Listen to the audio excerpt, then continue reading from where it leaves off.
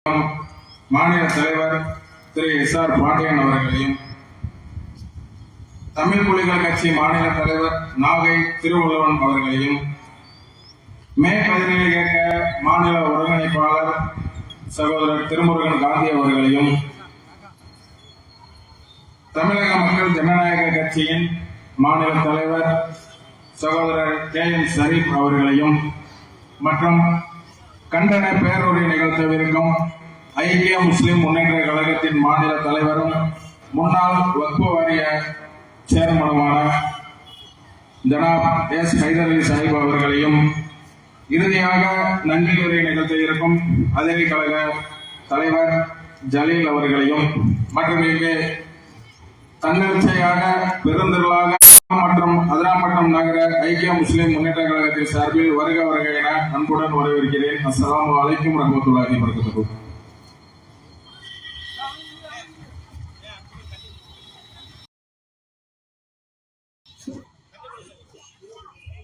இங்கே வருகை தந்திருக்கக்கூடிய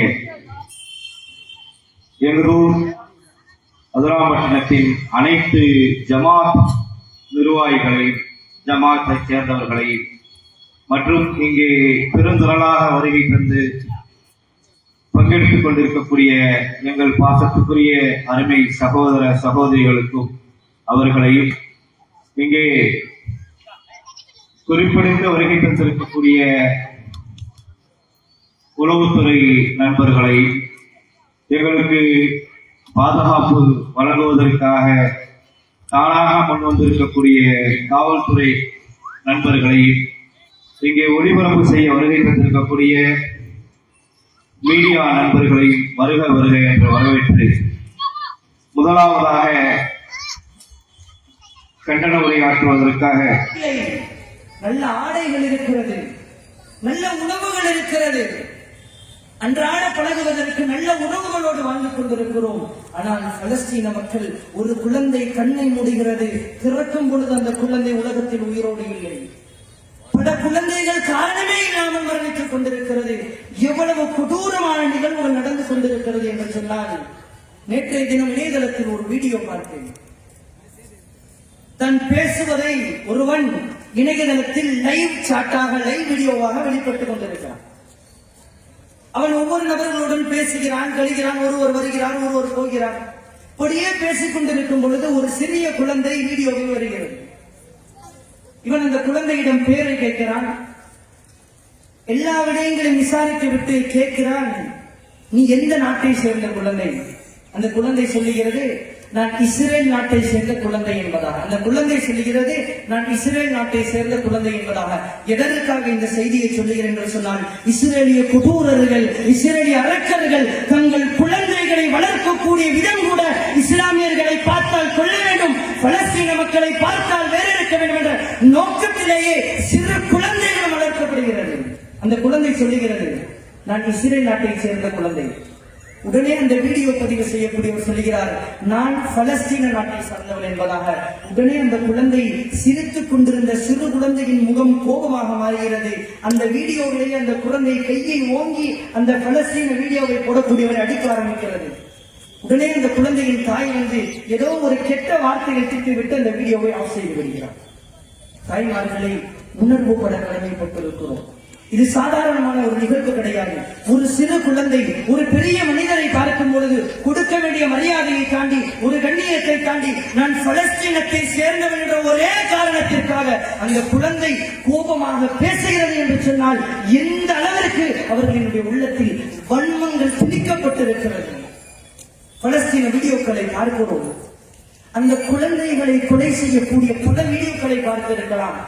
ஒரு குழந்தை பல நாட்கள் குடிப்பதற்கு தண்ணீர் இல்லை, உடுத்துவதற்கு உடை இல்லை, ஒரே ஆடையை, இணைந்த ஆடையை அணிந்து இருக்கக்கூடிய அந்த குழந்தை பசியினுடைய உச்சகட்டம், தாகத்தினுடைய உச்சகட்டம் என்ன செய்கிறது தெரியுமா?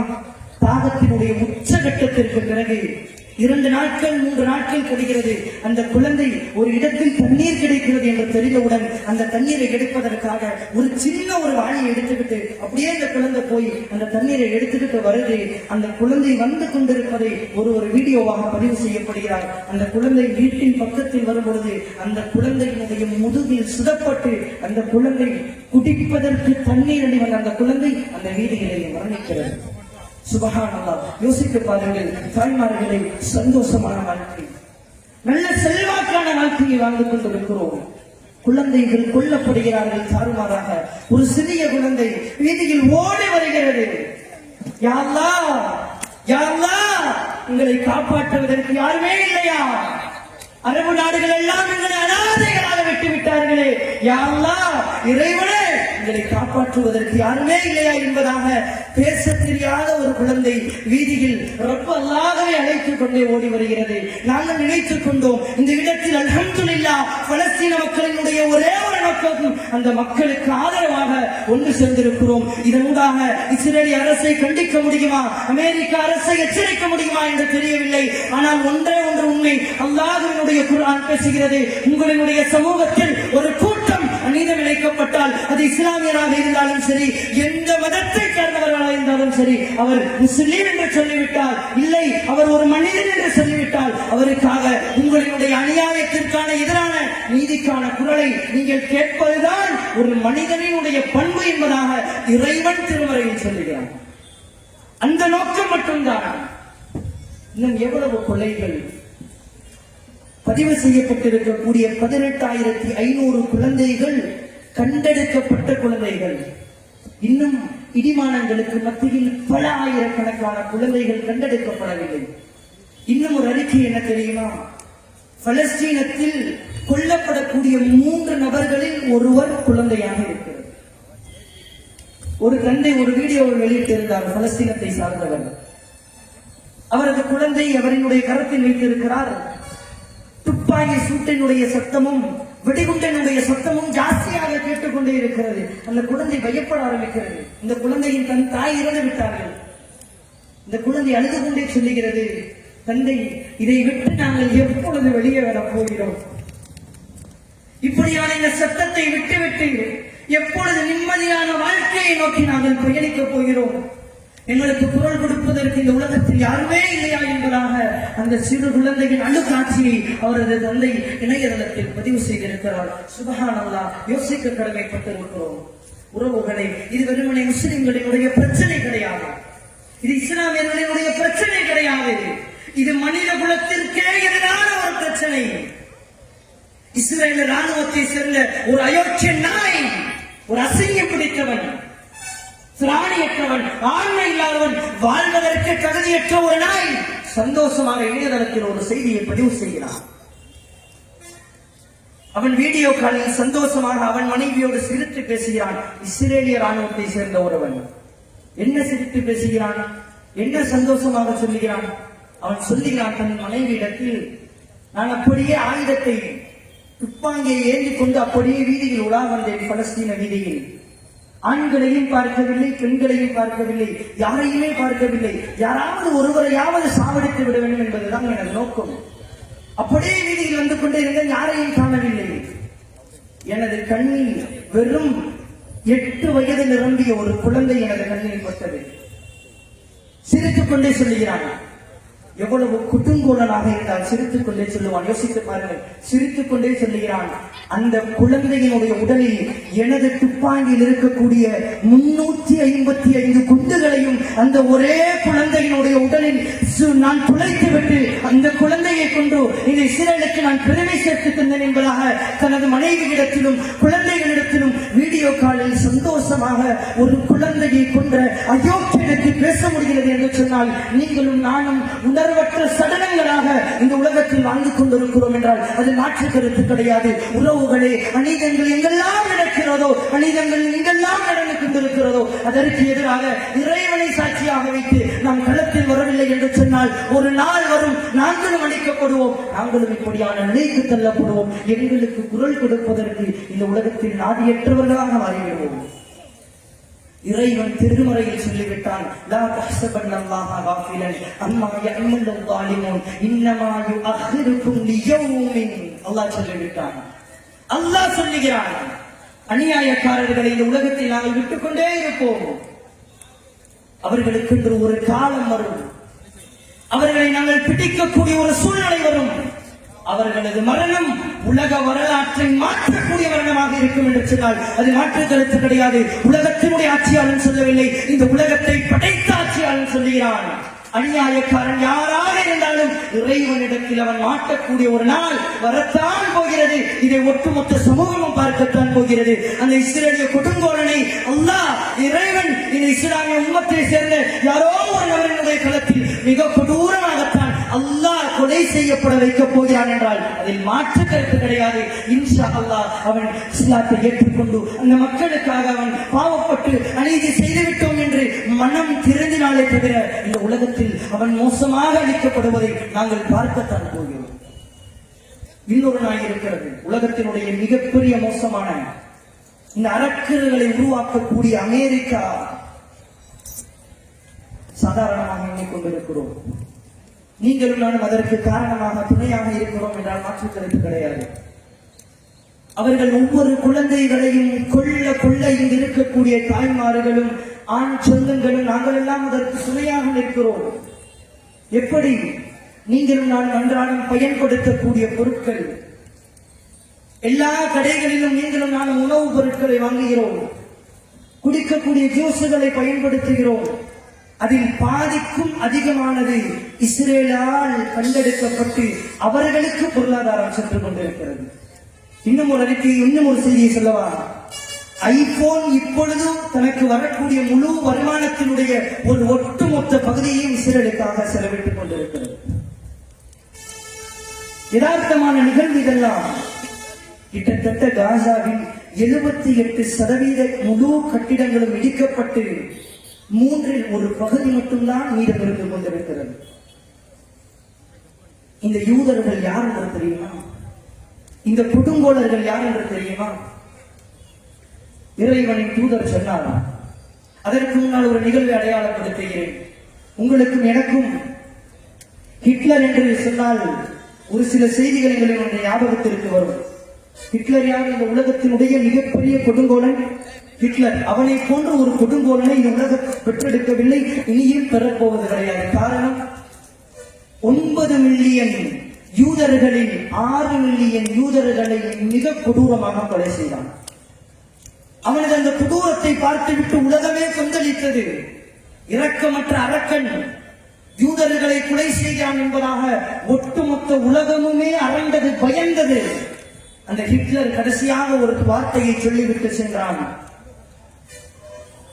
இந்த யூதர்களினுடைய 9 மில்லியனில் 6 மில்லியன் யூதர்களை நான் அழித்து விட்டேன். வெறும் 3 மில்லியன் யூதர்களை இந்த உலகத்தில் நான் விட்டு செல்கிறேன்.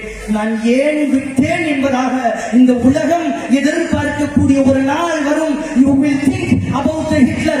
Why did I leave them? Hitler சொல்லுகிறான், நான் ஏன் யூதர்களில் இத்தனை நபர்களை விட்டு சென்றேன் என்பதாக இந்த ஒட்டுமொத்த உலகமும் ஒரு நாள் எண்ணக்கூடிய நிலை வரும். அப்பொழுது ஹிட்லரினுடைய மதிப்பை உலகம் பேசும் என்பதாக ஹிட்லர் சொல்லிவிட்டு சென்றார். இப்ப யோசிக்க தோணுது, ஹிட்லர் விட்ட 3 பில்லியனை முடிச்சிருந்தா இப்ப என்னுடைய சமூகம் இஸ்லாமிய உம்மத் அல்லாஹ்வை ஏற்றுக்கொண்டதற்காக, லா இலாஹ இல்லல்லாஹ்விற்காக இவ்வளவு துன்பங்கள் பட தேவையில்லையே. மருத்துவமனைகள் இடிக்கப்படுகிறது, மருத்துவம் செய்யக்கூடிய டாக்டர்கள் கொள்ளைப்படுகிறார்கள். இந்த செய்திகளை எல்லாம் சேகரித்து ஒரு டாக்குமெண்ட்ரியாக ரெடிப்படக்கூடிய ஜேர்னலிஸ்ட் கொல்லப்படுகிறார்கள். எந்த நாட்டிலும் உலகத்தினுடைய எந்த பகுதியிலும் இவ்வளவு கொடூரமான கொள்ளைகள் நடக்கவில்லை, நடந்ததும் இல்லை, இனியும் நடக்க போவது கிடையாது. இந்த யூதர்கள் செய்யக்கூடிய கொடூரங்கள் நடந்து கொண்டே இருக்கிறது, நிகழ்ந்து கொண்டே இருக்கிறது. எனக்கு பின்னால் பலர் உரையாற்ற இருக்கிறார்கள், இன்னும் தெளிவாக விடயங்களை உங்களுக்கு சொல்லுவார்கள். இறுதியாக ஒரே ஒரு செய்தியை சொல்லுகிறேன். இந்த யூதனுக்கு இதனை செய்தி எடுத்துச் சென்றாலும் பரவாயில்லை, இறுதியில் ஒரு காலகட்டம் வரும், இந்த இஸ்லாமிய சமூகம் ஒன்று சேரும். யூதர்கள் உலகத்தினுடைய எந்த பகுதிகளில் இருந்தாலும் ஓட அவர்களை வெட்டி கொலை செய்ய போகக்கூடியவர்கள். இந்த இஸ்லாமிய உம்மத்தாகிய இஸ்லாமிய சமூகமாகிய நாங்கள் தான் என்றால் அதில் மாற்று கருத்து கிடையாது. இது நாங்கள் சொல்லவில்லை, அல்லாஹ்வினுடைய தூதர் சொன்னார்கள். உலகத்தை அழிக்கக்கூடிய அந்த கொடுங்கோலர்களை இந்த இஸ்லாமியர்கள் வேறெடுத்து அடையாளம் கண்டு கொலை செய்வார்கள். அவர்கள் ஓடி ஒளிவார்கள். ஒரு சில மரங்கள் அவருக்கு உதவி செய்யும். அந்த மரத்திற்கு ஒரு சில பெயர் எழுதுகிறார்கள். இன்றைக்கு நீங்கள் இணையதளத்திற்கு சென்று பாருங்கள், யூதர்கள் அதிகமாக நடக்கூடிய மரங்கள் அந்த மரங்கள் தான். அந்த மரங்கள் அவர்களை காட்டிக் கொடுக்கார்கள். இன்னும் இருக்கக்கூடிய எல்லா படைப்பினங்களும் அவர்களை காட்டிக் கொடுக்கும். காரணம், இந்த உலகத்திற்கு அவர்கள் தேவையற்றவர்கள். ஹிட்லர் ஒரே ஒரு செய்தியை சொன்னார். ஹிட்லர் இன்னொரு செய்தியை சொன்னார். யூதர்கள் ஆட்சி அதிகாரத்திற்கு வந்துவிட்டால் இந்த ஒட்டுமொத்த உலகமும் it will face the consequences. சொன்னது, இந்த உலகம் யூதர்கள் ஆட்சி அதிகாரத்திற்கு வந்துவிட்டால் அதற்குரிய மிகப்பெரிய ஒரு விபரீதத்தை யூதர்கள் சந்திக்கத்தான் போகிறார்கள், இந்த உலகம் சந்திக்கப் போகிறது என்று சொன்னது. இன்றைக்கு உலகத்தினுடைய எல்லா உயர்வான தலைமை பகுதிகளிலும் இருப்பவர்கள் யூதர்கள் தான். அவர்களுடைய சித்தாந்தம் என்ன தெரியுமா என்று சொன்னால், நாங்கள் நீதிக்கு எதிரானவர்கள். யாரெல்லாம் இறைவனை ஒரு இறைவனாக ஏற்று இந்த உலகத்தில் பயணிக்கிறார்களோ நீதிக்கு ஆதரவானவர்கள், அநீதிக்கு எதிரானவர்கள். மதத்தை தாண்டி அநீதம் எங்கு நடந்தாலும் முதலாவது குரல் கொடுக்கக்கூடிய உம்மத்தும் சமூகமும் இந்த இஸ்லாமிய சமூகம் என்று சொன்னால் அதில் மாற்று கருத்து கிடையாது. உலகத்தினுடைய எந்த பேரிடர் காலங்கள் வந்தாலும் அதனை காப்பாற்றுவதற்கும் அதற்கு பாதுகாப்பாக இருப்பதும் இஸ்லாமிய உம்மத் என்று சொன்னால் அதில் மாற்று கருத்து கிடையாது. உலகமே இதை திரும்பி பார்க்க வேண்டும். கொரோனாவினுடைய காலகட்டம் எவ்வளவு உதவிகள், இன்னும் கஜா புயலை போன்ற பல பேரிடர்கள், எவ்வளவு உதவிகளை செய்திருக்கிறோம். நேற்றைய தினம் 2 நாட்களுக்கு முன்னால், ஒரு நாட்களுக்கு முன்னால் எங்களது நாட்டினுடைய கண்ணியத்திற்கும் மதிப்பிற்கும் உரிய பிரதமர் பேசுகிறார். RSS விழாவில், நூற்றாண்டு விழாவாம். அதில் அவர் தைரியமாக ஒரு செய்தியை சொல்லுகிறார். RSS அமைப்பு என்பது இந்தியாவினுடைய உண்மைக்காகவும் இந்தியாவினுடைய உரிமை குரலையும் எழுப்பக்கூடியது RSS அமைப்பு என்பதாக. அடே அசிங்கம் பிடித்தவர்களே, பெண்களை வீதியில் உடலில் ஆடையை கலட்டிவிட்டு மானபங்கம் செய்வதுதான் இந்த RSS இந்த நாட்டிற்கு கொடுத்த உரிமை குரலா? பெண்களை மாறி மாறி கர்ப்பிணி பெண் 6 மாதம் குழந்தையை வயிற்றில் சுமந்திருக்கிறாள் என்று தெரிந்தும் 10க்கும் அதிகமான நபர்கள் மாறி மாறி வீதிகள் போட்டு கற்பழித்தீர்களே, இதுதான் RSS நாட்டினுடைய வளர்ச்சிக்கு அவர்கள் ஆற்றிய பணியா? இறைவன் அவர்களை விடமாட்டான். இந்த ஆட்சியிடம் இருந்தவர்கள் தப்பிவிடலாம், இந்த பித்தலாட்ட உலகத்தில் இருந்தவர்கள் தப்பிவிடலாம். இந்த உலகத்தை விட்டு மனிதன் என்ற அடிப்படையில் அனைவரும் அந்த படுத்த படுக்கையில் மாறி இறைவனை சந்திக்கக்கூடிய ஒரு நாள் வரத்தான் போகிறது. இறைவன் தெளிவாக சொல்லிவிட்டான், அத்தஹஸிபுதும் அன்னமா ஹலக்னாகும் அபதா வ அன்னகும் இலைனா லா துர்ஜஊன். மனிதனே, இந்த உலகத்தில் நாங்கள் உங்களை படைத்து விட்டோம், உருவாக்கி விட்டோம், வாழ்க்கையை தந்து விட்டோம். நீ இப்படியே வாழ்ந்து கொண்டிருப்பாய் என்பதாக எண்ணி வாழ்ந்து கொண்டிருக்கிறாயா? இல்லை. வ அன்னகும் இலைனா லா துர்ஜஊன், என்னிடத்தில் வரமாட்டாய் என்பதாக எண்ணிக்கொண்டிருக்கிறாயா? ஒரு நாள் இருக்கிறது, நீ மீண்டும் இந்த உலகத்தை விட்டு மரணித்த பிறகு என்னிடத்தில் ஒரு நாள் வரதான் வேண்டும். இதற்கு இன்றைய விஞ்ஞானத்தில் ஒரு செய்தியை நான் சொல்லுகிறேன். மனிதன் மீண்டும் உயிரோடு எழுப்பப்படுவான் என்பதற்கு விஞ்ஞானத்தினுடைய ஆதாரத்துடன் ஒரு செய்தியை சொல்லுகிறேன். மனித உடலில் எங்களுடைய முதுகில் அடிப்பகுதியில் ஒரு தண்டு இருக்கிறது. இன்றைய விஞ்ஞான சயின்டிஸ்டுகள், விஞ்ஞான நிபுணர்கள் அந்த உடலினுடைய எல்லா பகுதியையும் எடுத்து மக்க வைக்கிறார்கள். மக்கி விடுகிறது. அந்த ஒரு பகுதி மட்டும் மீதம் அப்படி இருக்கிறது.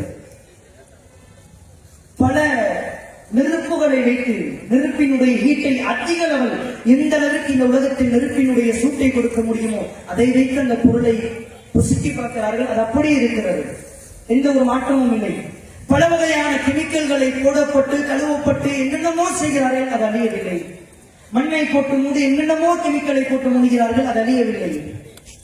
அந்த ஒரு பொருள் மட்டும் மனித உடலில் எவ்வளவு பெரிய சக்தியை கொண்டு இந்த உலகத்தில் அளித்தாலும் அளிக்க முடியவில்லை.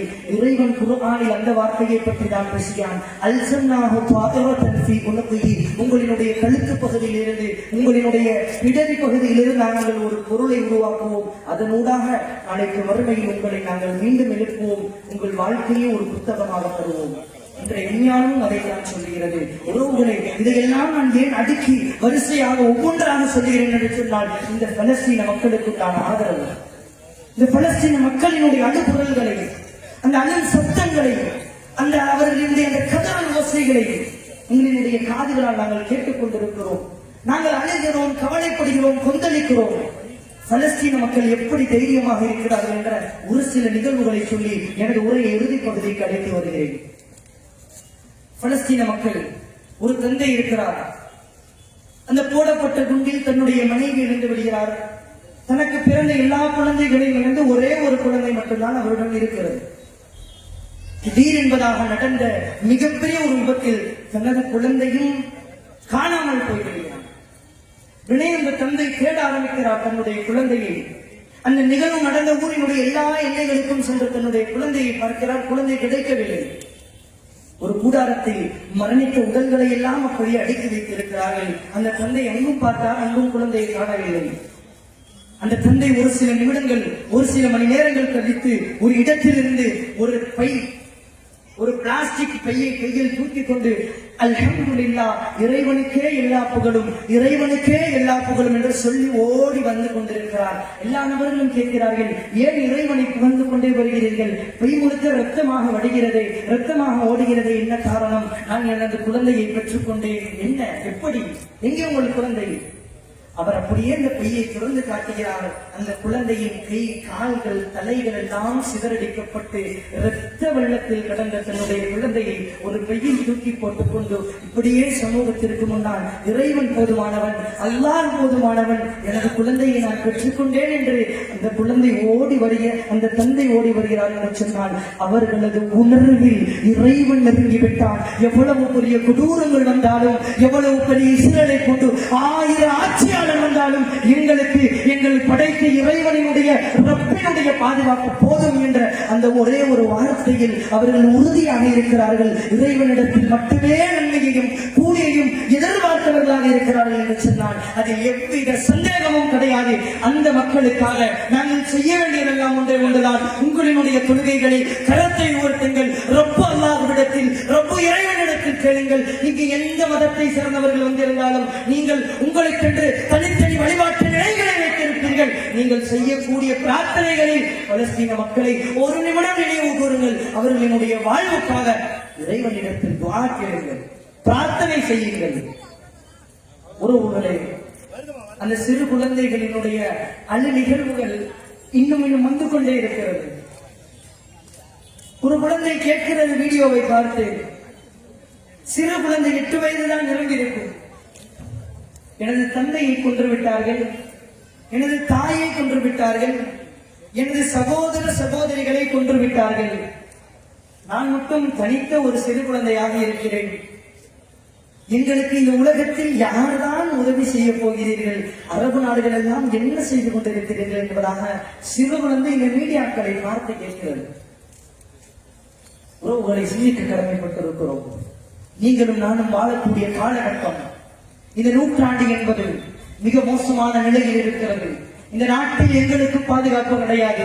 இந்த நாட்டில் நீங்கள் முஸ்லிம்களாக இருந்தால் இறைவனை சரியான முறைப்படி வணங்கி அநீதிக்கு எதிராய் நீங்கள் எங்கெல்லாம் குரல் கொடுத்துக் கொண்டிருக்கிறீர்களோ அப்படியான நிகழ்வு இருக்கக்கூடிய காலமெல்லாம் எங்களுக்கு பிரச்சனைகளும், துயரங்களும், கொலைகளும், கொள்ளைகளும், கற்பழிப்புகளும், அழிவுகளும் வந்து கொண்டே இருக்கும் என்று சொன்னால் அதில் மாற்று கருத்து கிடையாது. இறைவன் சொல்லுகிறான், யாரெல்லாம் இறைவனிடத்தில் மட்டுமே கூலி எதிர்பார்த்து பொறுமையாக இருக்கிறீர்களோ உங்களுக்குண்டான ஒரு நாள் வரும். அந்த நாளில் உங்களை நான் கண்ணியத்தோடும் மதிப்போடும் உயர்வோடும் நடத்துவேன் என்பதாக இறைவன் அழகாக எங்களுக்கு சொல்லித் தருகிறான். உறவுகளே, இந்த இடத்தில் அன்பார்ந்த தாய்மார்களே, சகோதர சகோதரிகளே, ஆங்காங்கே நின்று கொண்டு இந்த சத்தத்தை கேட்கக்கூடிய எல்லா நண்பர்களையும் பார்த்து சொல்லுகிறேன், அந்த பலஸ்தீன மக்கள் உண்மையிலேயே பாவமானவர்கள். அந்த பலஸ்தீன மக்கள் உண்மையிலேயே ரொம்ப பெரிய துயரத்தில் துன்பத்தில் இருக்கிறார்கள், ரொம்ப பெரிய கஷ்டத்தில் இருக்கிறார்கள். வாழ்க்கையை முழுவதையும் இழந்து அடுத்து எங்கள் வாழ்க்கையில் என்ன நடக்கப் போகிறது என்று பயந்து வாழ்ந்து கொண்டிருக்கிறார்கள். அதே போன்ற நிலைமையில் இந்தியாவிலும் வட மாநிலங்களில் எனது இஸ்லாமிய சமூகம் வாழ்ந்து கொண்டுதான் இருக்கிறது. அவர்களுக்காக நாங்கள் அதிகம் அதிகம் பிரார்த்தனை செய்ய வேண்டும். இறைவனிடத்தில் அதிகமாக ஒரே ஒரு வார்த்தையை சொல்லுங்கள், ஹஸ்புன் அல்லாஹு வ நிஅமல் வக்கீல். அல்லாஹ் எங்களுக்கு போதுமானவன், அவனே சிறந்த பாதுகாவலன். அல்லாஹ் எங்களுக்கு போதுமானவன், அவனே சிறந்த பாதுகாவலன். லா தஹ்சபன் அல்லாஹ காஃபிலன் அம்மா யஅமலு ஸாலிமூன். அநீதம் செய்பவர்களையும் அக்கிரமம் செய்பவர்களையும் இந்த உலகத்திற்கு எதிராக ஆட்சி செய்பவர்களையும் கொடுங்கோல் ஆட்சியாளனையும் அல்லாஹ் விடவே மாட்டான். அவர்களுக்குண்டான ஒரு நாள் வரத்தான் போகிறது. ஒன்று, இறைவன் நேரடியாக தண்டனை கொடுத்து அளிப்பான். இல்லை என்று சொன்னால் அநியாயம் இழைக்கப்பட்ட கொல்லப்பட்ட அந்த சிறு குழந்தைகளினுடைய உம்மத்திலிருந்து, அந்த சிறு குழந்தைகளினுடைய குடும்பத்திலிருந்து ஒரு மனிதரை உருவாக்கி அவர்களை ஒன்றுமே இல்லாத நிலைக்கு ஆளாக்குவான் என்று சொன்னால் அதில் எந்த ஒரு மாற்று கருத்தும் கிடையாது. இறைவனுக்காக, அல்லாஹ்விற்காக ஒவ்வொரு சலுகையிலும் அந்த பலஸ்தீன மக்களுக்காக உங்களுடைய இரு கரங்களையும் உயர்த்தி நீங்கள் படைத்த, உங்களை படைத்த இறைவனாகிய அல்லாஹ்விடத்தில், ரப்புல் ஆலமீனிடத்தில், ஒரே இறைவனிடத்தில் பிரார்த்தனையை அதிகமாக செய்யுங்கள். இன்னும் அநியாயங்களுக்கு எதிராய் எங்கெல்லாம் நீதியின் கூட்டம் நடக்கிறதோ அங்கெல்லாம் அலையலையாய் சென்று என்னுடைய சமூகத்தினுடைய வெற்றிக்காகவும் இந்த பலஸ்தீன மக்களினுடைய நல்குரலுக்காகவும் இன்னும் இந்தியாவில் வட மாநிலங்களில் அகதிகளாக அலைந்து திரிந்து கொண்டிருக்கக்கூடிய என்னுடைய இஸ்லாமிய உம்மத்துக்களுக்காகவும் பிரார்த்தனை செய்யக்கூடிய, அவர்களுக்காக உள்ளத்தால் வருந்தி கண்ணீர் வடிக்கக்கூடிய நல்ல மக்களாக மனிதாபிமானத்தின் அடிப்படையில், மனிதன் என்ற அடிப்படையில் இறைவன் எங்கள் அனைவரையும் ஒரே குத்தில் ஒன்று சேர்க்கட்டும் என்று சொன்னவனாக وآخر دعوانا الحمد لله رب العالمين. السلام عليكم ورحمة الله